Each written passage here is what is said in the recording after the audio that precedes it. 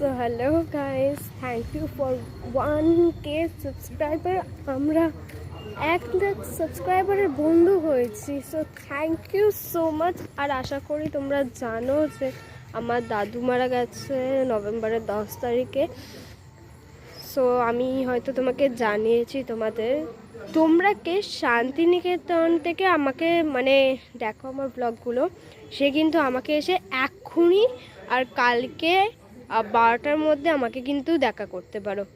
এটার হোটেলের নাম হলো রাতের তারা দিনের রবি, রাতের তারা দিনের রবি। এসে কিন্তু